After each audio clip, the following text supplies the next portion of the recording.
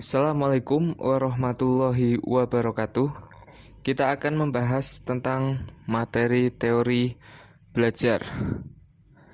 Teori belajar yang pertama adalah teori belajar behavioristik.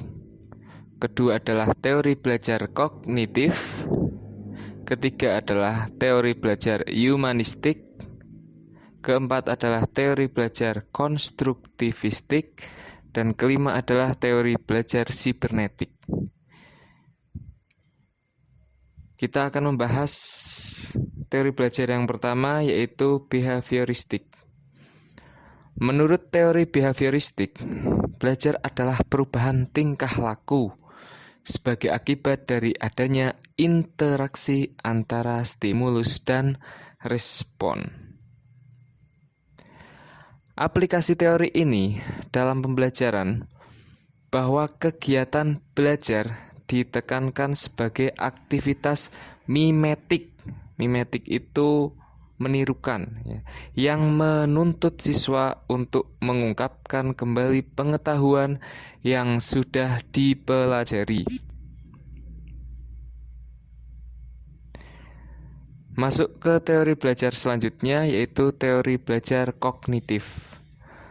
Model belajar kognitif mengatakan bahwa tingkah laku seseorang ditentukan oleh persepsi serta pemahamannya tentang situasi yang berhubungan dengan tujuan belajarnya.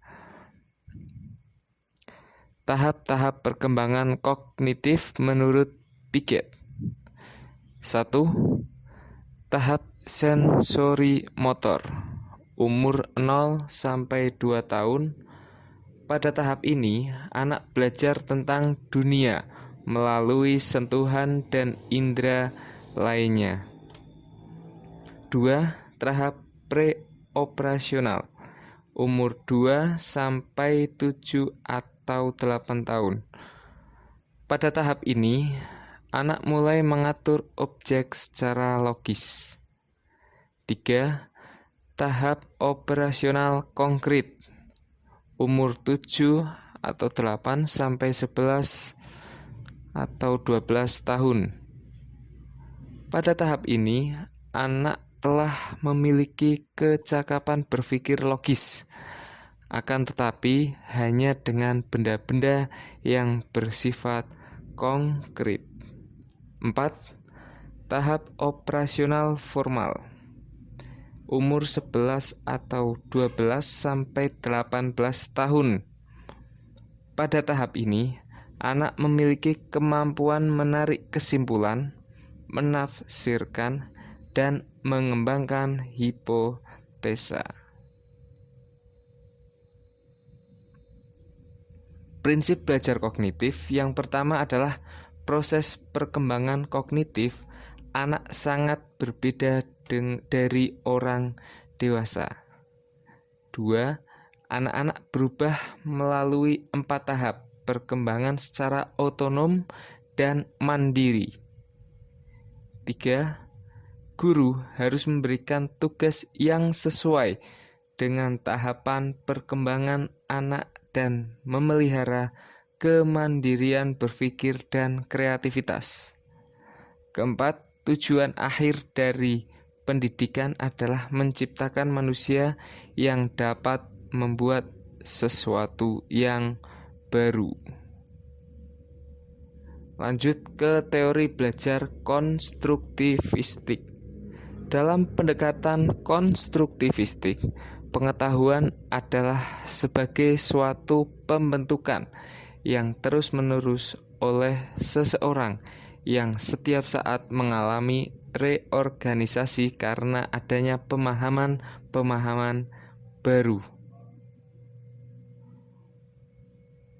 Prinsip utamanya yaitu 1. Pengetahuan dibangun oleh siswa secara aktif. 2. Tekanan proses belajar mengajar terletak pada siswa. 3.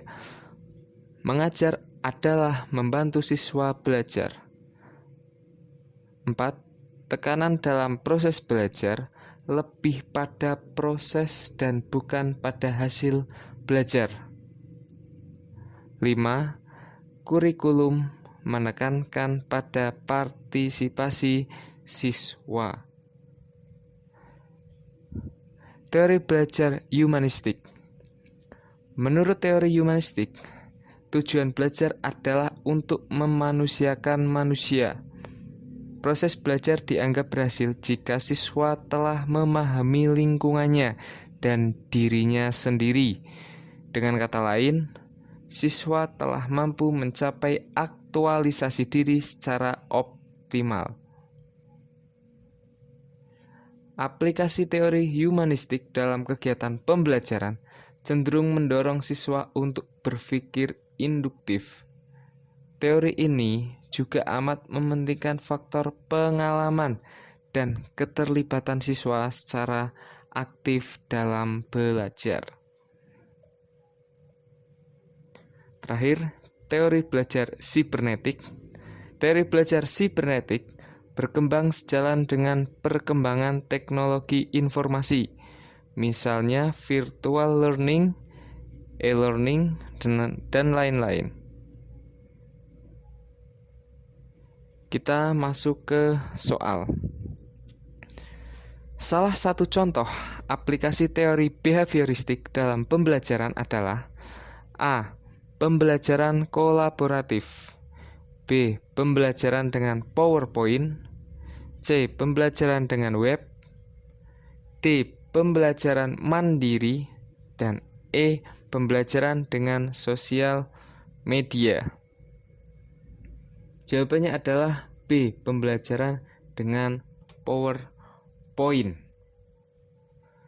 Pembahasannya yaitu dalam pembelajaran dengan PowerPoint berarti siswa diberikan stimulus. Ya, itu salah satu ciri dari teori behavioristik. Lanjut ke soal nomor 2. Teori stimulus dan respon merupakan teori A. Behavioristik, B. Konstruktivistik, C. Humanistik, D. Sibernetik, dan E. Kognitif. Jawabannya adalah A. Behavioristik. Ya, sudah jelas ya. Kalau ada kata stimulus dan respon, itu hampir dipastikan jawabannya adalah teori belajar behavioristik. Soal nomor 3. Untuk meningkatkan motivasi dan prestasi belajar siswa dengan menerapkan pendekatan teori belajar konstruktivistik, yaitu A. Siswa banyak diberi tugas, B. Mudah mengevaluasi belajar siswa, C. Menempatkan siswa sebagai subjek belajar, D. Siswa belajar dalam kelompok, E. Mudah mentransfer ilmu pengetahuan. Jawabannya adalah C. Menempatkan siswa sebagai subjek belajar. Pembahasannya, konstruktivistik itu lebih menekankan keaktifan siswanya, menempatkan siswa sebagai subjek belajarnya. Lanjut ke soal nomor 4. Ketika siswa diberi tugas oleh guru, ketika tugasnya ditambahkan, maka ia semakin giat belajarnya. Merupakan contoh pelaksanaan teori A. Behavioristik, B. Konstruktivistik, C. Humanistik, D. Sibernetik, E. Kognitif. Jawabannya adalah A. Behavioristik. Di sini kata kuncinya adalah tugasnya ditambahkan, maka ia semakin giat belajarnya. Ini termasuk penguatan positif yang salah satu ciri dari teori behavioristik. Lanjut ke soal nomor 5. Budewi membagi siswa menjadi beberapa kelompok dengan tingkat kemampuan yang berbeda agar siswa yang satu dapat saling belajar dengan siswa yang lain. Apa yang dilakukan Budewi sesuai dengan teori A. Behavioristik, B. Konstruktivistik, C. Humanistik, D. Sibernetik, dan E. Kognitif.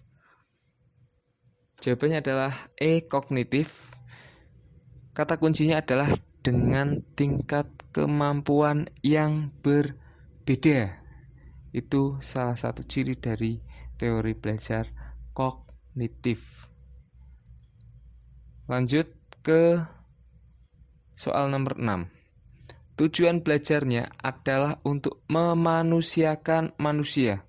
Berikut ciri belajar sesuai teori A. Behavioristik, B. Konstruktivistik, C. Humanistik, D. Sibernetik, dan E. Kognitif. Jawabannya adalah C. Humanistik.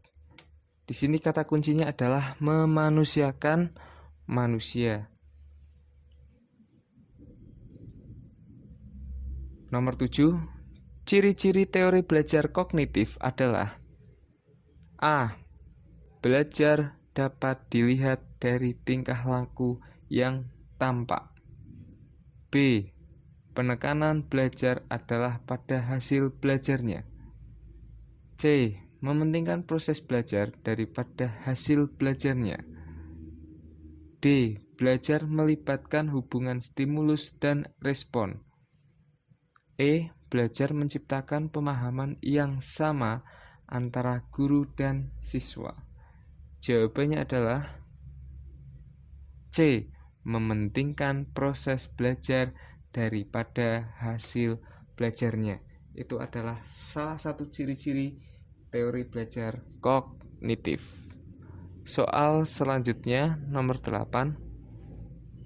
Peserta didik sekolah menengah atas, perkembangan kognitifnya berada di fase A. Operasional konkret, B. Operasional formal, C. Praoperasional, D. Masa genital, dan E. Sensori motor. Jawabannya adalah B. Operasional formal. Kata kuncinya adalah sekolah menengah atas itu umur 15 sampai 18 tahun. Ya, jadi itu masuk di operasional formal. Lanjut, soal nomor 9. Apakah yang dimaksud respon dalam teori behavioristik? A. Cara-cara yang dilakukan siswa dalam belajar. B. Pedoman kerja dalam proses pembelajaran. C. Apa saja yang diberikan guru. D. Reaksi atau tanggapan terhadap stimulus. Dan E. Media atau alat peragat dalam pembelajaran. Jawabannya adalah D. Reaksi atau tanggapan terhadap stimulus. Lanjut ke soal nomor 10. Burani sering memberikan stimulus kepada siswanya dengan meyakinkan bahwa banyaknya stimulus yang diberikan akan membantu siswa memiliki respon yang sama. Dari ilustrasi tersebut, teori belajar yang digunakan adalah A. Behavioristik, B. Konstruktivistik, C. Humanistik, D. Sibernetik, dan E. Kognitif. Jawabannya adalah ya A.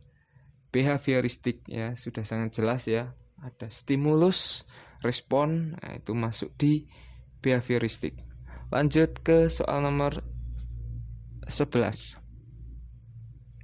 Penggunaan virtual learning dan e-learning merupakan penerapan dari teori belajar A.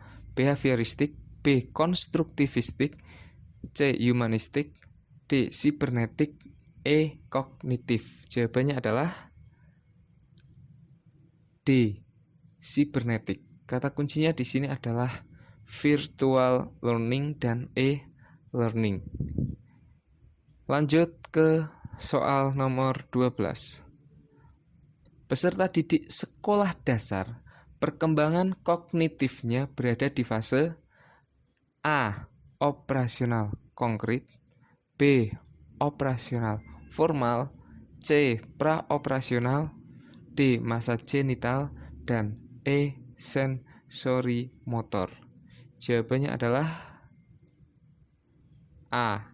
Operasional konkret untuk anak sekolah dasar dalam perkembangan kognitifnya. Oke. Sekian pembahasannya. Jangan lupa subscribe untuk mendukung channel ini untuk terus berkarya. Terima kasih.